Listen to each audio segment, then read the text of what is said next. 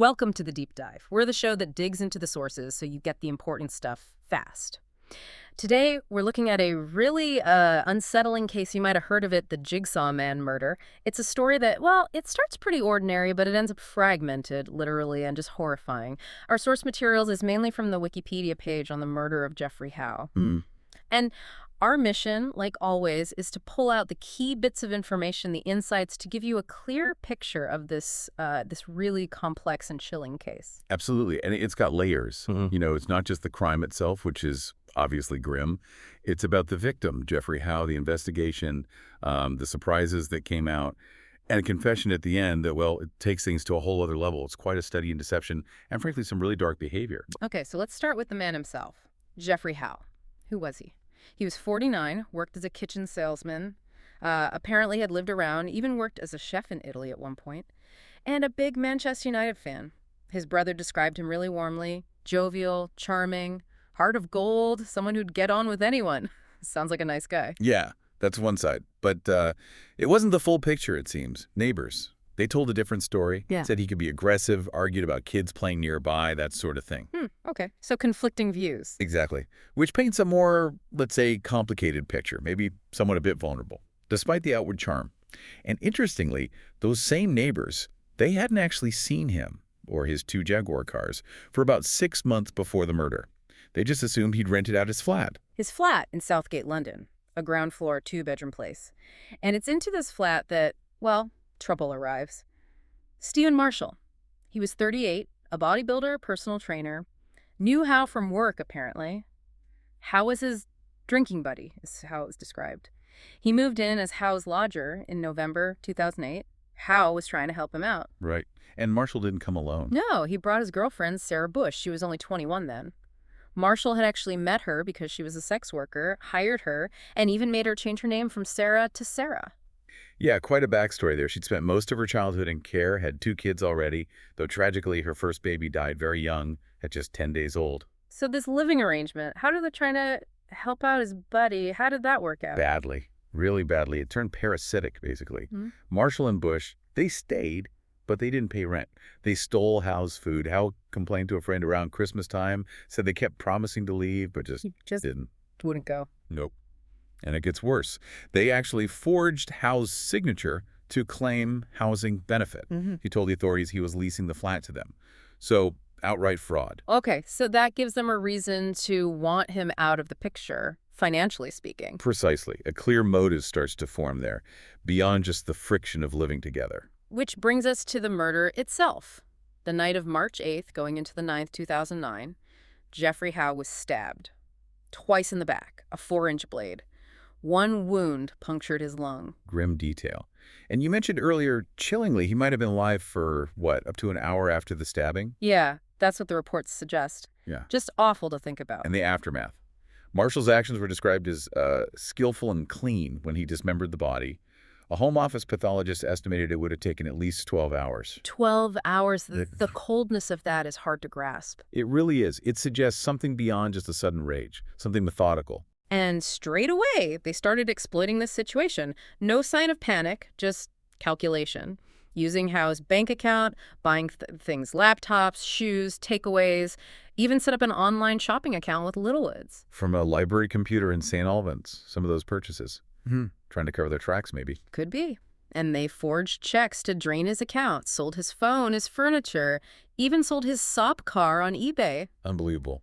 And all the while, they were putting up a front, telling his friends he'd just packed up and left. When his adopted brother came by the flat, Bush told him Howe hadn't collected rent and had just gone taking his stuff. Just creating this entirely false narrative. Exactly. Trying to make him disappear, essentially. So body parts start turning up, the police get involved. This becomes a huge investigation. Operation Abnett, Detective Superintendent Michael Hanlon leading it. Up to 100 officers involved at its peak. Yeah, and that's when the media latched onto the name, the Jigsaw Man, because of how the remains were found, scattered across different counties. A grim nickname, but you can see why it stuck. The first big hurdle for the police was just figuring out who the victim was. They had to make public appeals, releasing some quite specific details they'd gathered from the remains. Right, like he was overweight, had eczema, some skin pigmentation issues on his legs. A fungal infection on his toenails, Yeah. missing 2 front teeth, really specific markers.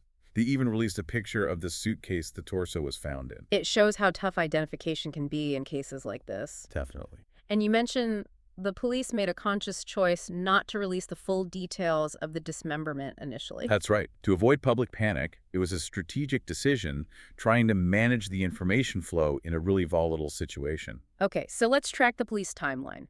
Howe's friend reports him missing March 15th. His mother also reported him missing before April 21st. And on March 16th, police actually forced entry into his flat. Yeah, but they didn't find any obvious signs of a struggle, no visible blood. His passport was just sitting there on a coffee table. And when they spoke to Marshall and Bush around that time, they just insisted Howe was alive and well. So the breakthrough was the identification. Yes, through dental records. Once they knew it was Jeffrey Howe, they could start connecting the dots. They linked Marshall to the location where the torso was eventually found. That led to the arrests on April 21st. And how did Marshall and Bush react then? Marshall was described as nervous, jittery. Bush seemed uncomfortable. Later, Bush told police Marshall had serious mood swings, claimed she was planning to leave him. Marshall himself, just no comment to everything. Standard procedure for some, I suppose. But the forensic evidence must have been building up. Oh, definitely. They found blood in the bedroom, the bathroom, under the carpet, even in Howe's car, the one they sold. And the fibers, that sounds crucial. It was.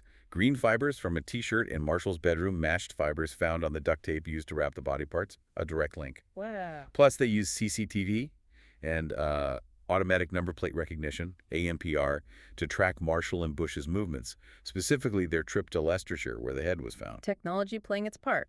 For sure. And it's worth noting, the IPCC, the police watchdog, they later supervised a review into how the Met Police handled the initial missing person report, which is standard procedure in these high-profile, complex cases. Okay, let's quickly run through that horrific discovery timeline. It really shows how this unfolded piece by piece. March 22nd.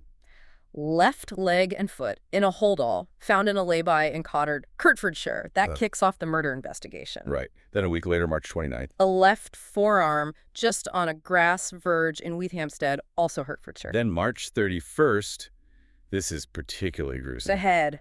Found by a farmer in a field in Asfordby, Leicestershire, but it was prepared almost. Yeah, the flesh removed, eyes, ears, tongue, neck, all cut off. Yeah. Utterly brutal. Then April 7th, the right leg, again in a holdall near the A10 in Hertfordshire. And finally, April 11th, the torso, right arm, upper left arm, found in a ditch in Hertfordshire inside that green suitcase. Same brand as the first holdall. Connecting them directly to both finds. But even after all that, Howe's hands were never recovered. Really? Yeah. Never found. Never. Bush claimed later they were buried in Epping Forest, but they haven't turned up. It's one piece that's still missing. Another grim loose end. So the trial starts January 12, 2010, St. Albans Crown Court. Marshall pleads not guilty to murder, but admits the dismemberment and disposal. And he points the finger at Bush, says she killed Howe. While Bush denies everything. A classic blame game starting. But then Marshall's own words, his boasts, start coming out in court. Yeah, this is where it gets even darker, if that's possible. The court heard he'd threatened to, quote, get rid of Bush's ex-partner in Epping Forest, threatened to dispose of another woman too, and actually boasted about having considerable experience of disposing of bodies. Considerable experience. That's not something you just say. What did the court make of that? Well, it ties into other testimony.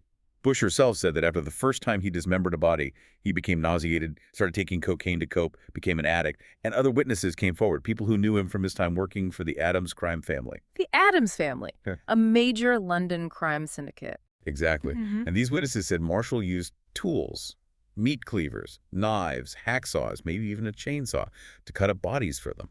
So the boast about experience, it wasn't just talk, it was real. Chilling. Utterly chilling. It suggests a history, a pattern, long before Jeffrey Howe. And Bush's friends gave conflicting stories about her role, too. One said Bush confessed she helped Marshall smother Howe with a pillow. But another friend said Bush only witnessed the murder and that Howe had actually laughed earlier when Marshall threatened him, like he didn't believe him. So much confusion, fear, and violence in that flat. Clearly a toxic and dangerous environment. Then, 3 weeks into the trial, a major shift. January 29th. Marshall changes his plea, pleads guilty to murder. Why the change, do we know? The judge basically said the evidence was overwhelming. Marshall claimed later he was about to commit suicide, was high on drugs, but the judge didn't buy it, said it was calculated. So sentencing followed quickly, February 1st. Life imprisonment for Marshall. Yeah. Minimum term of 36 years. He won't be eligible for parole until 2046. And Bush? She also changed her plea to guilty on February 1st. Not guilty of murder, she was acquitted of that, but guilty of perverting the course of justice. For helping dispose of the head and lying about Howe's whereabouts. Right. She got 3 years and 9 months for helping with the head, and a concurrent sentence, 2 years, 3 months for the false information. It served about 45 months in total. And you mentioned both had prior records. Yes. Marshall had quite a sheet: criminal damage, assault, battery, drug possession, firearm possession. Even that earlier arrest for a 1996 murder, though he wasn't charged, just appeared as a witness. And he had attacked his first wife. Not a clean record by any means. Not at all. Bush had cautions, too, for cannabis and assault. And Marshall tried to appeal his sentence later, but failed. Okay, so justice served for the murder of Jeffrey Howe. But Right. then came the biggest shock. Still in court on February 1st through his lawyer, Marshall admits something else. Yeah, this is the part that just stunned everyone, including the police. He admitted through his lawyer, Peter Doyle, to dismembering 4 more bodies 4 more. between 1995 and 1998. And he said he disposed of them in Epping Forest. The same place he'd threatened to dump Bush's ex. Exactly. It connects back to his boasts, his time as a doorman, his links to the Addams family. Did he say who these other victims were? No. That's the thing. He admitted the dismemberments, but refused to give police any further details. Names, circumstances, nothing. Just left this horrifying open question. Wow. So this deep dive, it started with one horrific murder. And spiraled into something much bigger. A story of exploitation, brutal violence, and then this final revelation of a potentially much darker, hidden history tied to organized crime. It really makes you think, doesn't it? That admission from Marshall. What does it tell us about what goes on unseen? It's deeply unsettling. How many secrets like that remain buried? How easily can someone involved in that world commit further crimes that just disappear? It shows how one investigation can suddenly pull back the curtain on something far more extensive. Yeah. It leaves you wondering, what other secrets are still out there? What does it take for the whole truth to surface? This case is definitely a stark reminder that sometimes the story we see is only the very beginning.